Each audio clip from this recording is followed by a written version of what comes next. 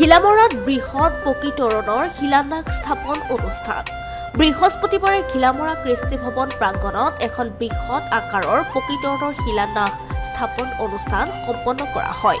ঘিলামৰা চিনাই গাঁৱৰ স্বৰ্গীয় ইন্দ্ৰেশ্বৰ শইকীয়াৰ স্মৃতি যুগমীয়া কৰি ৰখাৰ উদ্দেশ্যে তেখেতৰ পত্নী জয়া শইকীয়া আৰু তিনি পুত্ৰ ক্ৰমে বিদ্যুৎ শইকীয়া, পুলক শইকীয়া আৰু বিকাশ শইকীয়াই আগবঢ়োৱা তোৰণৰ শিলান্যাস স্থাপন কৰে পত্নী জয়া শইকীয়াই। শিলান্যাস অনুষ্ঠানত উপস্থিত থাকে স্বৰ্গীয় শইকীয়াৰ পৰিয়ালবৰ্গ, ঘিলামৰা উন্নয়ন সমিতিৰ সভাপতি অকণ চন্দ্ৰ গোহাঁই, সম্পাদক গুণ হাজৰিকা আৰু কেইবাগৰাকীও স্থানীয় সচেতন ব্যক্তি। স্বামী স্বৰ্গীয় ইন্দ্ৰেশ্বৰ শইকীয়াৰ নামত এখনি তোৰণ দিয়া হৈছে। তেওঁৰ পুত্ৰ, ডাঙৰ পুত্ৰ বিদ্যুৎ শইকীয়া, মাজু পুত্ৰ বিকাশ শইকীয়া, সৰু পুত্ৰ পুলক শইকীয়া।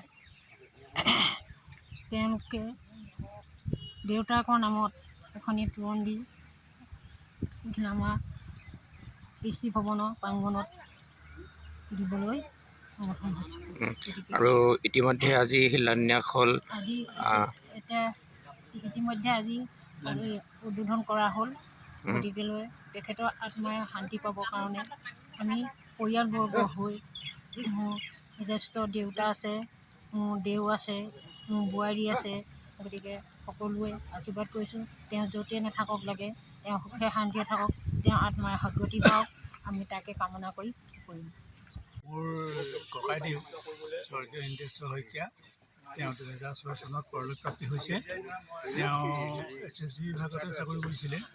বৰ্তমান তেওঁৰ পৰিবাৰ মোৰ বহুতো আছে আৰু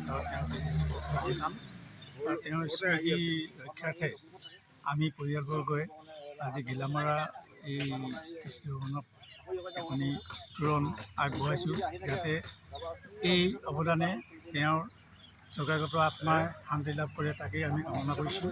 আৰু আমি ঘিলামৰাবাসীক প্ৰাৰ্থনা জনাইছোঁ তেখেতলোকে যেন আদৰেৰে আমাৰ এই অনুদানটি গ্ৰহণ কৰে।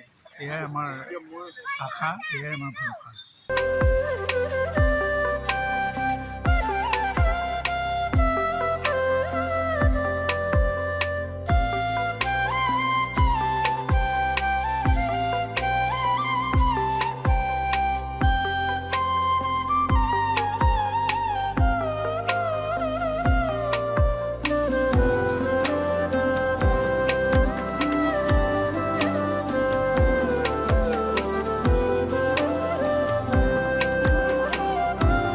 ঘিলামৰাৰ পৰা দীপাংকৰ চেতিয়াৰ ৰিপৰ্ট, সংবাদ লহৰ।